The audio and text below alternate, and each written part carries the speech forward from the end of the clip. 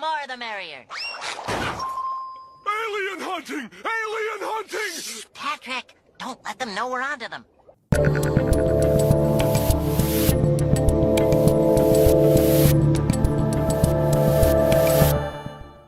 All right, people, according to the stack of blue paper I have just been handed, I am Dave Rubin. This is the Rubin Report. It is Friday, which means it's time for another roundtable extravaganza. And joining me are two Rubin Report all-stars, former CIA Covert Operations Officer Mike Baker and best-selling author and cultural critic, I'm just naming you that right now, Walter Kirn. Gentlemen, welcome back to the show. Good to be here. Thank you. I didn't know this would be an extravaganza. I'm very excited. I don't It get is an invited to many of extravaganza. those. It's a big-time extravaganza. We're very excited. Two interesting things worth noting up top. Mike, first off, you're in Jordan. I want to hear that. And Walter, last time you were on the show, your bathroom door was open with the toilet open, and Yes. You've taken care of that this time, cleaned up everything. So I feel like we're going to have a great show today. Yes, I'm plateauing. I'm getting professional. Mike, what are you doing in Jordan before we get anything going? Is anything interesting happening in the Middle East right now? You know, it's so quiet. It's almost like there's nothing going on out here, and that's a shame. Yeah, there's a lot happening. We can get into that, I'm sure. I'm out here for a couple of things, but one thing I can talk about is that some colleagues of mine, we finished a 1,100 kilometer trek that took about a month, going from Northwest Saudi to Aqaba in Jordan. Wow. And it was amazing. And it was all for the benefit of the UK Special Forces Club Benevolent Fund, which, if you think about it from a U.S. perspective, it's a bit like Wounded Warriors, but it does vital work for UK military veterans and their families. So we were extremely happy to be part of that. Wow, that's awesome. And Walter, you're out in rural Montana, I assume doing similar type treks. I haven't gotten out of my front door for about 5 days. It's snowing hard. It's absolutely bitter cold. I did make it to Albertsons the other day to get honey. Yes. Yeah, get some honey for a drink that would soothe my sore throat. That's as much trekking as I've done, but I'll get out there this summer and follow the Lewis and Clark Trail all the way to the Pacific, I think. Nice. Fair enough. Sacagawea? Is that what we say? Sacagawea? I almost mumbled it. The park in my town is Sacagawea Park. Yes, she is a hero in these parts because they would have all gotten lost without her. Imagine Lawrence of Arabia being led by a native woman and her baby across that 1,100 miles of desert. That's what she did. You're living the good life out there. She was the toughest person on that. She was the toughest person on that journey. You're absolutely right, Walter. Yep. So. And to be in sort of remote America while commenting on the craziness, there's something about that disconnect that I really like. We're going to recap really just another crazy weekend. Things just keep speeding up. And Trump 2.0, that Trump effect thing that I keep talking about, it is here. The world is changing real fast. We'll get into the good stuff and the bad stuff. Before we do that, let me talk about lean, and then we'll get right to it. Are you stuck in the yo-yo dieting cycle? You lose weight, gain it all back, plus a few extra pounds, then do it all over again? It's not just frustrating, it's dangerous. Studies show that repeated weight fluctuations can increase your risk of heart attack, stroke, type 2 diabetes, and other serious health problems. That's why doctors created Lean, a supplement designed to help you lose weight and keep it off. Unlike injections, Lean is a natural science-backed formula that requires no prescription. It works by supporting healthy blood sugar levels, controlling appetite, and burning fat by converting it into energy. If you're tired of losing weight just to gain it right back and you're ready to lose weight at a healthy, sustainable pace, Lean was made for you. Get 20% off your first order with code Rubin20 at takelean.com. That's Rubin20 at takelean.com. Start your journey today. All right, so before we get into the good stuff, and there is an awful lot of good stuff happening, one of the phrases that I use all the time is it does not have to be this way. We did not have to get to the precipice of insanity to suddenly have this comeback that we're having. But California continues to go in that direction. And Rick Caruso, who is the guy who lost his mayoral bid to Karen Bass, in Los Angeles. He's a commercial builder. His mall in the Pacific Palisades is still standing right now because he had his own fire department during those fires, but he lost. He is not the mayor. He went on Joe Rogan and talked a little bit about what's going on with Los Angeles and Cali at large. How in God's name, the second largest city in the country, can you have a water system that runs out of water in a fire? And you knew this was coming, right? They gave warnings of catastrophic winds. The reservoir's empty, over, I think it was 1.7 million gallons. I think it's 11 million. Maybe 11 million? Yeah. Probably right. It's empty during fire season? Yeah. You've got brush that hasn't been cleared for 40 years. There was a whole bunch of us raising hell about that after the fire in Brentwood 6 years ago. Yeah. Nothing was done. The fire department wasn't pre-deployed, so there weren't engines staffed in different areas. You've got a fire department that's underfunded, and you've got fire equipment that's mothballed. And then the mayor flies to Ghana. And the mayor's out of town. So what should have been done, and who's responsible? Well, I think the leadership is responsible at every level. I think the mayor's responsible for not being better prepared. I think she's certainly responsible for not staying in town. It's a lack of judgment. If you want to be a leader, the first thing you have to do is be present. Also, there's a thing that happens when an area bigger than Manhattan that's filled with the most liberal people. They're the most liberal. They're the most blue, no matter who. The most like compassionate, kind people that like view being a Democrat and being a liberal as being the ultimate expression of being a good person. And they're getting slapped in the face by the reality. I think the politics have changed. I think the reality has set in, honestly, and it's unfortunate it's taken this. But the reality really has set in that you've got to have competent leadership. Walter, the reason I wanted to start with that clip is because I'm trying to illustrate to people that it's not all out of the system yet. There is still a lot of bad stuff in the system for all the good that we're seeing right now and the rapid change. Places like California and LA, that's the guy they didn't choose, and they're paying the price for it right now. Well, it's like a reverse situation from that nationally. Here's the real estate developer who didn't win versus the, you might say, DEI candidate who did. And it's the opposite of what happened, in November here, except that we get to see in miniature what happens when that other history, when that other timeline goes forward. And what happened was large parts of a city burned down while the leader was abroad and without any competence on the part of those left behind. So it's a worst case scenario and a preview of that other timeline, which we jumped off of.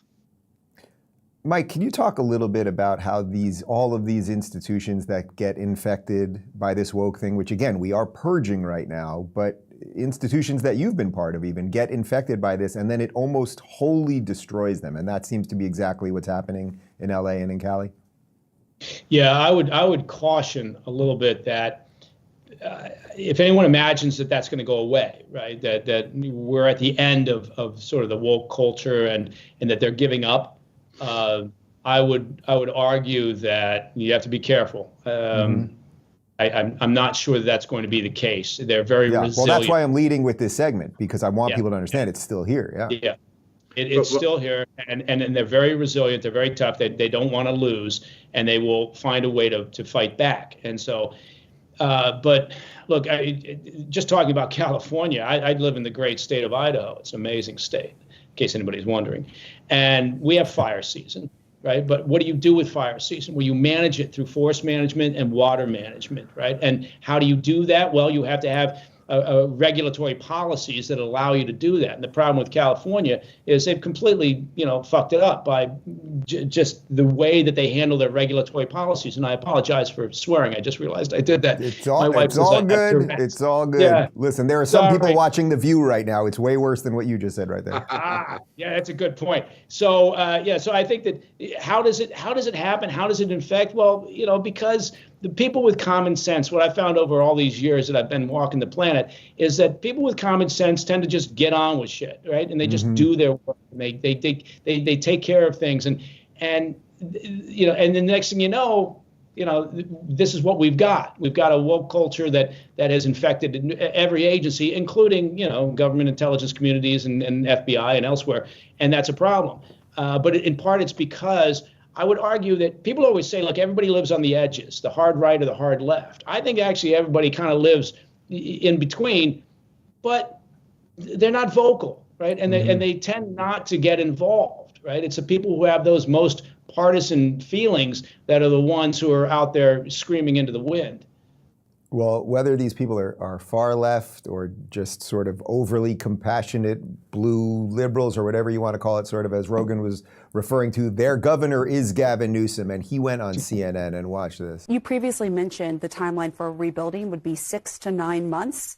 Is that going to happen? And should people rebuild in some parts of California, given how high the fire risk is? Yeah, you can't rebuild the same. So we have to rebuild with science. We have to build with climate reality in mind. We have to look at infrastructure, redundancy, systems, ingress, egress as it relates to emergency management and planning, materials. All of that is being reviewed and reconsidered, and with the latest iterations in terms of understanding and technology. And I say technology in the context of how, again, we build the infrastructure to keep it safe, to address undergrounding of lines, how we address the larger issues of redundancy in terms of systems. But more important than anything else is the need to get the debris removed. 30 days, and the reality is the insurance market understands it better than anyone else. The market and Mother Nature's are going to have to change the way we live and do business in the context of how we plan, how we do land use, zoning into the future along the lines of your question. We have to wake up to this reality. We cannot be in denial about what's going on with Mother Nature, again, around the globe, not just in the state of California. I don't know if the audience could hear your audible grumbles and guffaws and deep breathing during all of that, but I could hear them. So, Mike, I'm going to throw to you first, but there's so much nonsense there. Let me just recap real quick. First off, that he originally said they could rebuild in 6 to 9 months. Some of those houses there in those places take 3, 4, 5 years to build. That's number one, just because of the gradient and the mountains and all of that stuff. And almost any house takes about a year. So 6 to 9 months was complete nonsense. The line rebuild with science, I mean, just is so completely idiotic. Climate redundancy, these are the richest people in America. Like, these are some of the best built houses and engineered and everything else. There was more, but I'll let you take it from there. Yeah, what a douche. Look, he's talking about this as if somehow the insurance companies didn't make a mad dash for the door, didn't escape from California because of regulatory policies in California.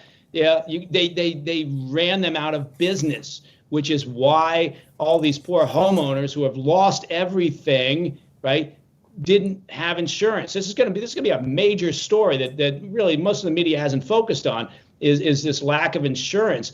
And it's because the company, look, what do you expect, right? You can't blame the company and say, well, you have to stay no matter what we do. The state drove them out through the regulatory policies. Gavin Newsom is just the poster child for, I don't know, the old saying, form follows function. He's not it, right? There's nothing there. He's an empty suit. It's like watching, chance from being there. Walter, can you extrapolate on that a little bit more? Because I think that the thing that he represents, that fake, overly polished, ridiculous veneer teeth politician, slick back hair, there was a time, I suppose, that worked, and I think we're fortunately getting out of that time. But I want to give the devil, in this case, I mean it literally, his due. Like, this guy does not go away. Well, I disagree that he's an empty suit. He has returned to a script that he had to stop quoting from during the fires themselves. But this is exactly the set of policies that you would imagine he had going in. Mm-hmm. In other words, he refuses to accept that Rick Caruso is right, that it is a series of negligent decisions that resulted in this. And he's gone straight back to climate change, climate reality, he calls it, which is chilling. And he has now recited the list, the sort of catechism-like list of things that need to be done without any reference to why the fires really started, what really drove them, and so on. This almost feels like conspiracy theory fodder, because these are the reasons you would imagine these fires would be allowed to burn. So this new kind of building, this new kind of climate reality-based development could go forth. The solutions that he's giving are not the reasons that the fire burned this place down. How about, the solution of filling your reservoir? That's not listed. Burying underground lines and putting in different materials, building materials and different kinds of construction and this and that, that does not address why the place burned down. It's just a list of things he wanted to get to anyway. Before we move on, do you guys think I'm sorry for interrupting you, David. Or building new reservoirs. People should Google and look, when was the last time California authorized the building of a new reservoir? Right, of course. And when you look at the geography of it, I mean, Malibu is quite literally on the water. That is why it is the most famous place in America, basically. It was like the dream of America to live in Malibu, the idea that those houses burned down, putting aside the Palisades. But do you guys think there is a rock bottom for Cali, or does it just continue on this slow descent? Mike? Yeah, I don't think we'll probably be alive to see the rock bottom. I'm sure there is one. There's always the bottom of the barrel, right? But I think their tendency will be, if they hit the bottom of the barrel, they'll scrape to see what's underneath it. They'll just keep going. Look, they're committed. Karen Bass is still mayor. Can you believe that? I mean, not only is she mayor, but when Trump comes to town, she has the temerity to interrupt him. I mean, you're right, Mike. These people haven't lost power, not in their own minds, certainly. They still, think that they can gainsay the newly elected president of the United States after having let their city burn down. Walter, how do you make sure they don't all stop in Montana on their way to Florida? I used to live in Malibu not that long ago. I had an apartment on the beach there. I'm very familiar with the area. I know how it works. I know that fires tend to happen. Walter, I got to tell you, that's something. I hate to interrupt you, Walter, but that sounds very posh. An apartment on Malibu, on the beach. It wasn't that posh. There used to be a lot of kind of surfer apartments that were in these old rickety buildings up on telephone poles and stilts. The amazing thing about all this is that if you know there are fires in a place, then you take precautions. Yeah. If you know that they happen regularly, but they're acting like this, just some strange satanic wind came out of nowhere, and it's all due to climate change, and they're going to have to do their list of things they were going to do anyway. Right, exactly. Fear not if your house burned down and you're just wandering the streets right now, or if you're like Adam Carolla, who lives in Malibu but can't even get back into his house that didn't burn down because of the rest of the cast. Don't worry, Gavin Newsom's going to use science. It's all going to be okay, guys. Let's talk about speaking of science, let's talk about BHMD1 for a moment, and then we'll get to some of the good stuff happening in the country, because there is an awful lot.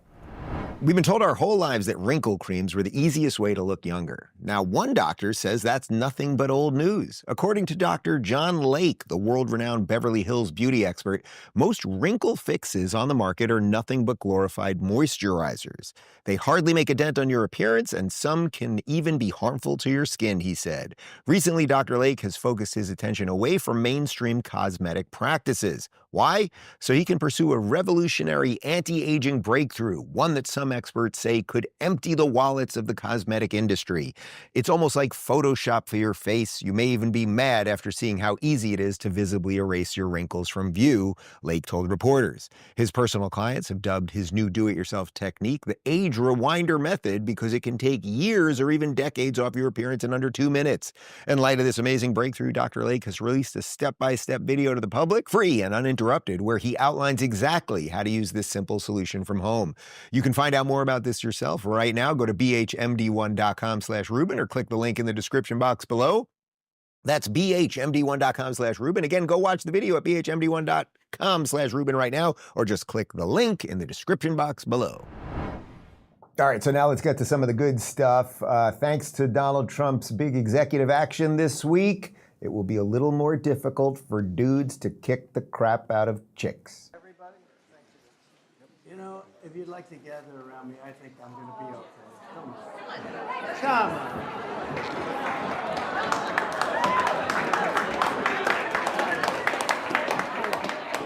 on. Secret Service is worried about them.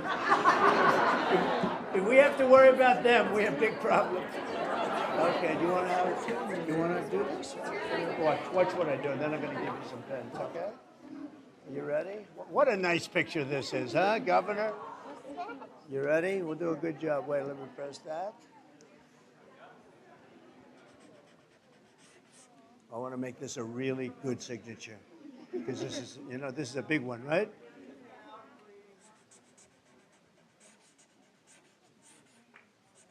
Oh, I think we have a 10. We have a 10. God bless you, Mr. President.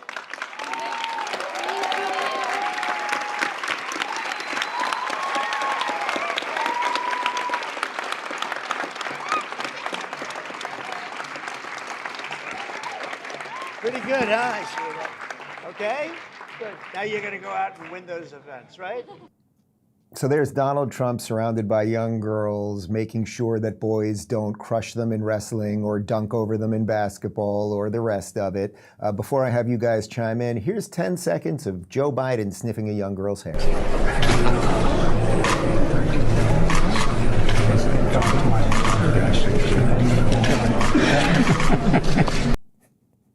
There were a lot of those videos, guys. We could have picked any of them. There's about 80 hours worth of it.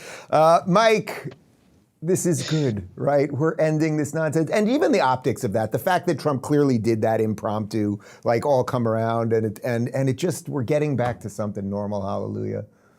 Yeah, look, speaking of that clip of Biden, I've seen hostages and high-value detainees look more comfortable than she did. That's crazy. Yeah. And there's tons of those videos, by the way. Really, there really are. Absolutely. Look, I don't know how this was. Again, it speaks to what you referenced earlier. It's just sort of this inability for the Democrats, particularly the far left side of the Democrats, to read the room. I don't know how it was so difficult for them to understand how most of America felt about dudes, invading women's sports. I can't speak to it eloquently like I'm sure Walter can, because I really don't understand that thought process, right? I've got a family and I'm a fairly simple individual. If you wanted to put some dude, no matter how he felt about himself, and I don't care, right. Let people feel the way they want to feel. It doesn't matter to me, right? But there's, you can't be on the side that says scream and believe the science and then also say there's 100 different genders, right? And so the idea that, there'd be some dude in my daughter's locker room, no, it shouldn't happen. So I'm fairly simplistic on this. I'm going to hand it over to Walter because I know he's going to make a better job of this. Well, Walter, let me read you a tweet by J.K. Rowling, because she's been right in the middle of this fight and she's paid a serious price. I mean, there are literal Harry Potter, conventions that she doesn't get invited to anymore because she decided to take the controversial position that boys and girls are different. But she wrote this after the executive action. She said, "Congratulations to every single person on the left who's been campaigning to destroy women's and girls' rights. Without you, there'd be no images like this."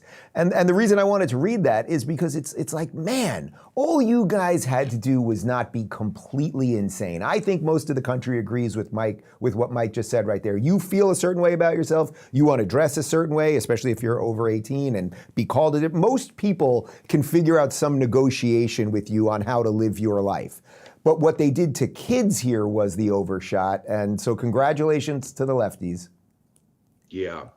Well, what's amazing is that Mike feels a certain way, you feel a certain way naturally, and I do. And yet they did it anyway. Mm-hmm. So they obviously believed that they had some sort of mechanism or formula for pushing opinion and canceling rival opinions that would allow them to engineer society in this direction. It wasn't that they got public opinion wrong. What they got wrong was their ability to change public opinion. They actually thought that through an orchestral, series of cancellations, pressure campaigns, public service announcements, political statements, they could get this across the goal line, and they failed. But once again, they'll probably try again, because that everybody who applauds this as common sense is going to have 50 bots on their ass if they say it on Twitter, petition campaigns, and we're seeing in a lot of this USAID stuff that we're pushing this all around the world in societies much more traditional than ours. So we know those societies don't like this. Wait a minute, Walter, are you telling me that the $20 million we spent on that trans comic book in Pakistan wasn't worth it? Well, exactly. But I think Mike can affirm that, we might be somewhat traditional here about gender roles, but in Pakistan, they're even more so. Right. So what is it that makes them think they can do this? Whatever. Queers for Palestine. Remember that? Queers for Palestine? Queers for Palestine is very different than Palestine for queers. But you actually made a couple great points there. I think one of them is that they put all of this pressure on to do all this, and it's like, who is really backing it? So there's a weird political part of this, which is for Trump to have to do an executive action here, can it just be reversed by executive action if a Democrat takes over in 4 years? And that was in essence what Sage Steele asked Karoline Leavitt yesterday at the White House. And in the seat today, we have a longtime national television broadcaster. I'm sure many of you recognized her when she came in, Sage Steele, who is now the host of an incredibly successful podcast, The Sage Steele Show. And previously, Sage was a fixture at ESPN from 2007 to 2023, primarily hosting SportsCenter, which we all know well. Before leaving the company to exercise her First Amendment rights more freely, we are honored to welcome her to the briefing room today. She will be joining the president at the big EO signing later this afternoon. I know many of you will be there as well. Some friends of ours, Sage Steele, has been very strong on the issue. Sage, thank you. Thank you very much. Thank you. Thank you. Great job. So, Sage, why don't you kick us off on this very exciting day for women and girls across the country? Thank you for joining us. It is exciting, and Karoline, thank you for welcoming people like me with a little bit of a different perspective, different background in this seat. It really does mean a lot. Thank you. Obviously, the House already passed the Protection of Women and Girls in Sports Act, which was a really big step for women and girls. So far, the Senate, as we know, has not brought it up to vote. We all know executive orders can be overturned, so I'm wondering how important it is to the president to get Congress to bring this, to pass legislation, so there are no instances like the past administration that really tried to destroy Title IX. It's incredibly important that Congress immediately acts on this priority. I think the president is really setting the tone, making this a very immediate priority for this administration, just as he promised to do on the campaign trail. There was a new poll recently that showed the overwhelming majority of Democrats also support keeping biological men out of women's sports. And so I know the president is very excited about the bill signing that will take place at 3 o'clock this afternoon. You will hear from him more on that later, and we look forward to seeing you there, Sage. So, Mike, interestingly, I did a little digging, and apparently President Trump has not had to sign an executive action banning girls from boys' sports. What do you think is going on here? Yeah.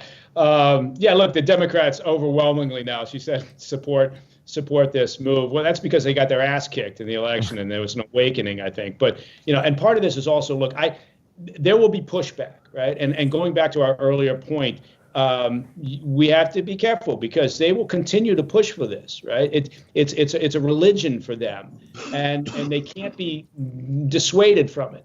But I think the importance here, whether the executive order is able to stand, whether Congress is able to take action, I think one of the important points here is it emboldens people to push back, right? The average person who has been cowed, right, for quite a while now, because anytime you opened your mouth and said, well, this doesn't make any sense, you were declared whatever, and you were pilloried out in public. So I think that the benefit here, in large part, is that it's gotten people to think, I can actually talk out loud and say how ridiculous this is.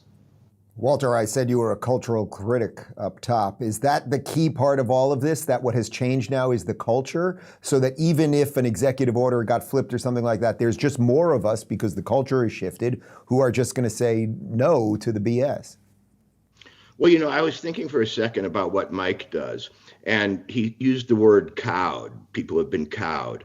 And that reminds me of a prisoner or somebody you've taken into interrogation. Your first job is to make them scared of you, to make them recognize your authority. What people are doing now is they're breaking away from that spell of respect and reverence for authority. They're starting to speak normally again. and they're starting to get used to being what they were. Notice how many times they said women and girls. Those were almost banned words. They came close to being banned words. When I would sit down and write a short story about 2 years ago, and I'd say, hello, he said, I'd go, can I really say it's a he? I'm not kidding. I was they had put such a stutter in my step. They had created that whipped dog syndrome in me. And it's hard to whip me. I can only imagine the people who it's easy to whip. And just using our freedom, using our actually natural language again, all those things is going to be really important. I absolutely agree with Mike there. It is a cultural change that is necessary and that is going to be profound and change things in the future, not a political change. They can bring in judges to say anything at this point in history and reverse anything temporarily and so on. But if we start speaking up, if we're not as cowed by our captors, that's what's going to lead to a new way. Well, speaking of changes that need to happen, we're going to talk about USAID in just a second, but first, 1775 coffee. Did you know that drinking 2 to 3 cups of coffee daily can lower your risk of death by 29% and nearly halve your chances of heart complications? But let's be real. What's the point if your coffee tastes like it was brewed by someone who thinks soy lattes are the peak of sophistication? Enter 1775 coffee. Hand-picked Bolivian beans roasted in the USA, delivering pure, single-origin brilliance. No gimmicks, no deceit, just coffee for those who crave truth, depth, and the clarity to cut through life's illusions. The best part? Every dollar you spend gets you entered to win a blacked-out 2024 Tesla Cybertruck, a modern-day Ark built for any of life's challenges, plus 30 grand in cash. Not bad. Here's what to do. Go to 1775coffee.com, stock up, and fuel your mornings with rebellion. Use code Rubin for 15% off your order. Don't miss your shot to sip bold, authentic coffee and drive a Cybertruck with 30K in your pocket. 1775coffee.com. Fuel your mornings. Forge your path. Right, so the really huge story of the week, obviously, is this DOGE expose on the amount of money that USAID has been laundering through the system and putting into all sorts of countries for all sorts of crazy reasons. Oh, and buying our corporate media. Here's President Trump. Did you see what happened yesterday where they found hundreds of millions of dollars of money was fraudulently given to newspapers and, I guess, Politico? I don't know, they're here. Good. I hope you're enjoying your breakfast. You still got it. Let me give you a little more context before I have you guys chime in. This is from the Daily Wire. As the Trump administration continues cutting waste from the federal government, White House Press Secretary Karoline Leavitt announced that the left-wing media outlet Politico will no longer receive millions of dollars from the federal government that she said was essentially subsidizing subscriptions. I was made aware of the funding from USAID to media outlets including Politico, who I know has a seat in this room, Leavitt began. I can confirm that more than 8 million taxpayer dollars that have gone to essentially subsidizing subscriptions to Politico on the American taxpayer's dime will no longer be happening. The DOGE team is working on canceling those payments now. Again, this is whole of government effort to ensure that we are going line by line when it comes to the federal government books. And this president and his team are making decisions across the board on, do these receipts serve the interests of the American people? Is this a good use of the American taxpayers' money? If it is not, that funding will no longer be sent abroad, and American taxpayers will be seeing significant savings because of the effort.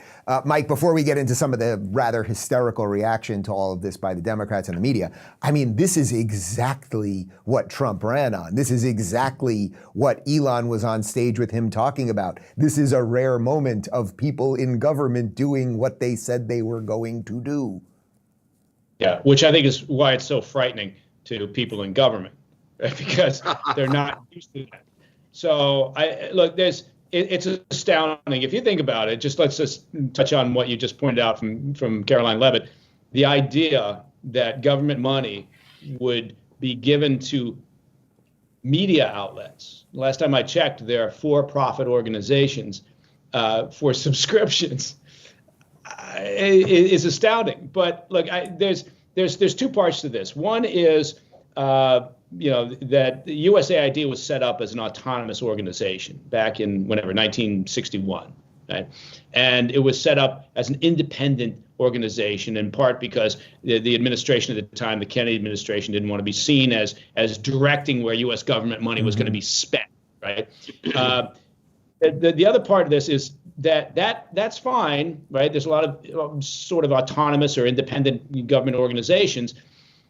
That's fine if the power within the government that has the purse strings, and that would be, last time I checked, Congress, does their fucking job, right? And they're not. So Congress is not auditing any of this. It's not as if USAID over the years provides a line item budget every year and says, like any organization should, right? And said, here's what we're proposing, here's what we want as a budget. And then Congress goes through and does their job and refuses and says, okay, not this, yes, this is a responsible use of taxpayer dollars. They haven't done that for years and years. So there's two parts to this. You can gut USAID, you can put a smaller version of it within State Department, because there are legitimate reasons to have an organization like that can project soft power for the U.S., right, and push back against other entities that don't have our interests at heart, like the Chinese regime, which spends a lot of money on Belt and Road initiatives.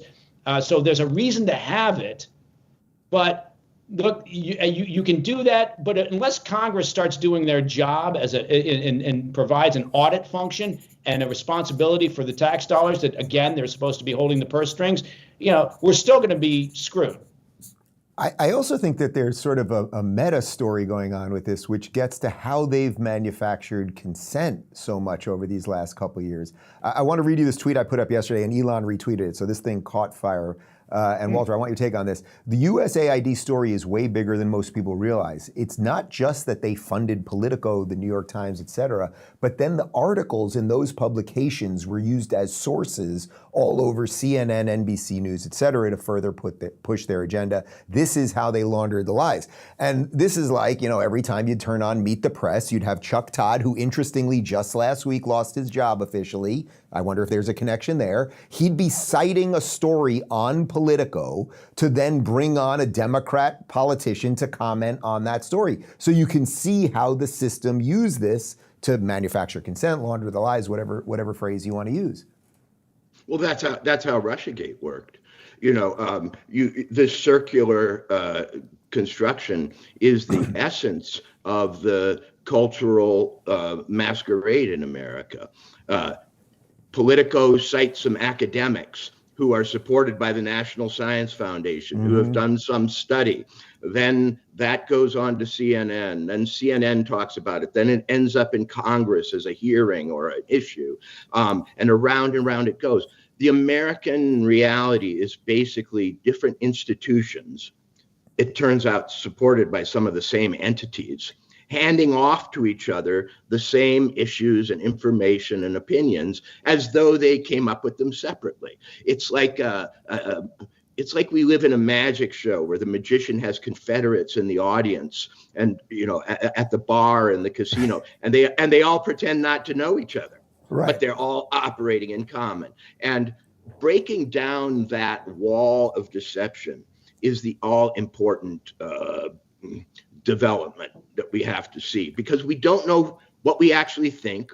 We don't know who we are. One of the reasons that they can foist these strange transgender, policies on us is that until recently, we don't even know what we think about things. Right. Yes. It came out yesterday that USAID had spent $400,000 on Gallup polls or Gallup, organization during the election. So wait a second, sponsored polls?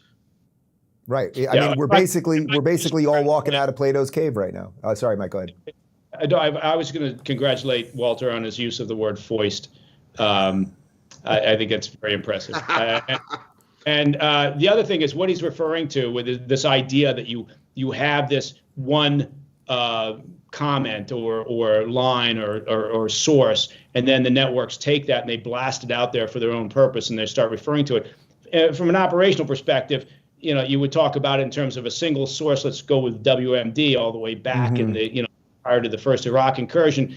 And you get that one source who comments, and then the next thing you know, somebody reports on it in another intel report, and then a liaison service has heard that, and so they report on it, and it's all coming from the one source, but you're getting it from multiple directions. So you think, well, this has been corroborated.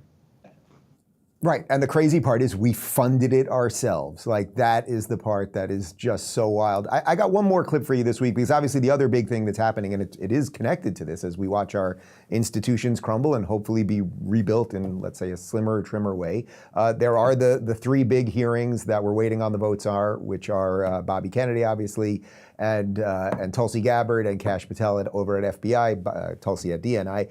But Bret Weinstein was on Rogan yesterday discussing how ridiculous these hearings have become, largely because of the Democrats, which, again, he was just like Bobby, about a year or two ago.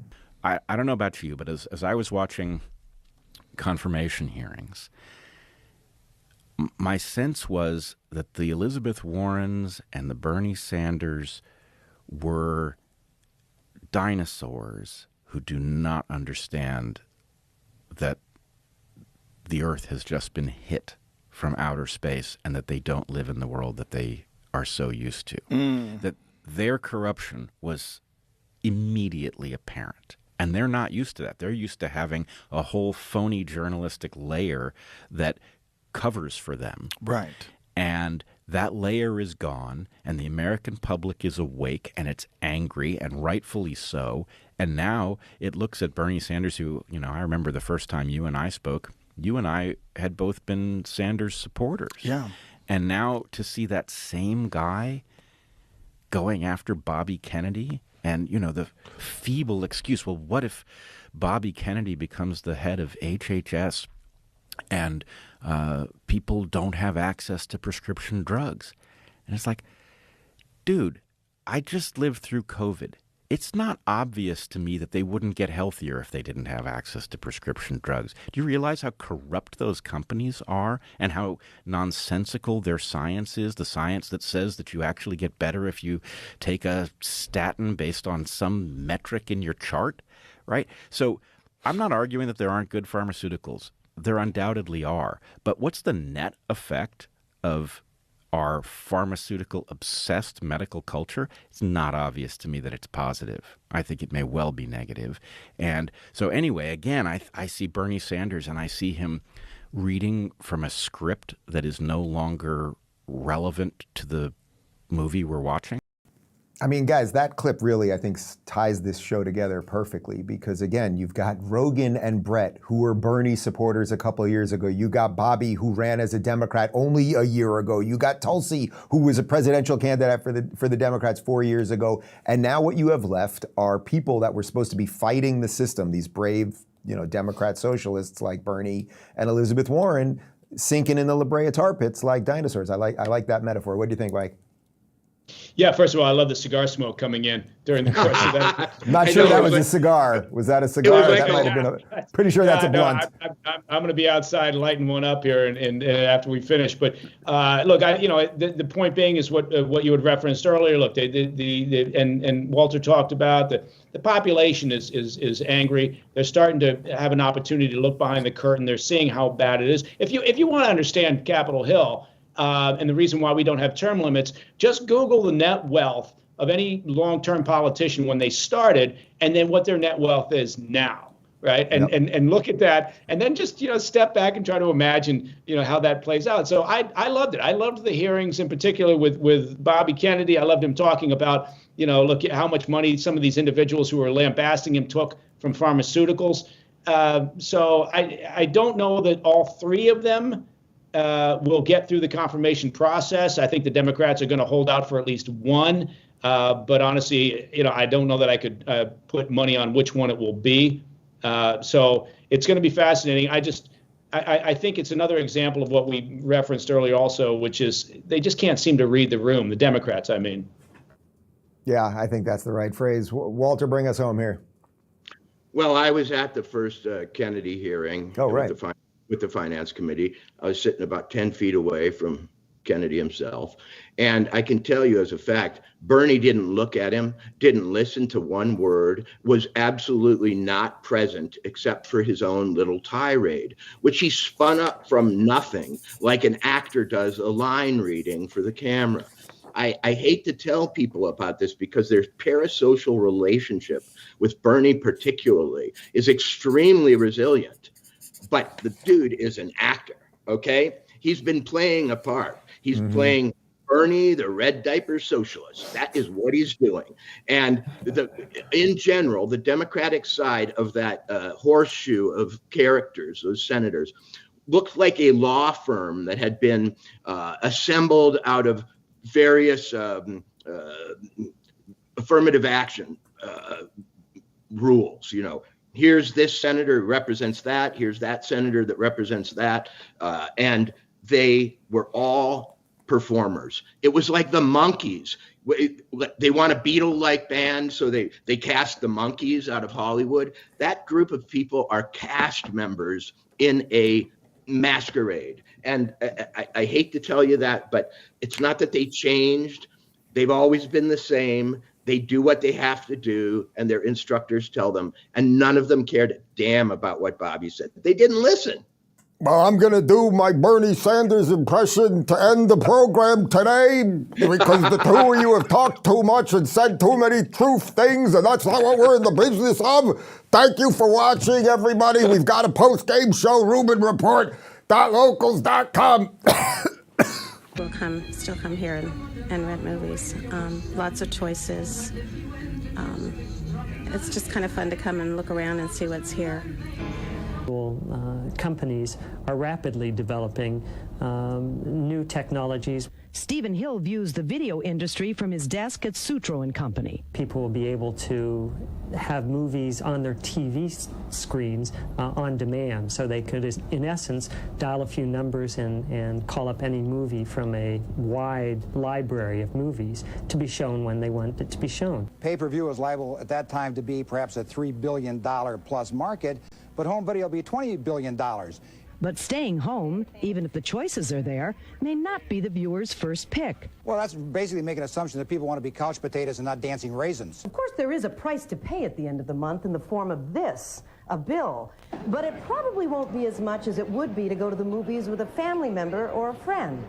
I won't have to stand in line. I won't have to find a place to park.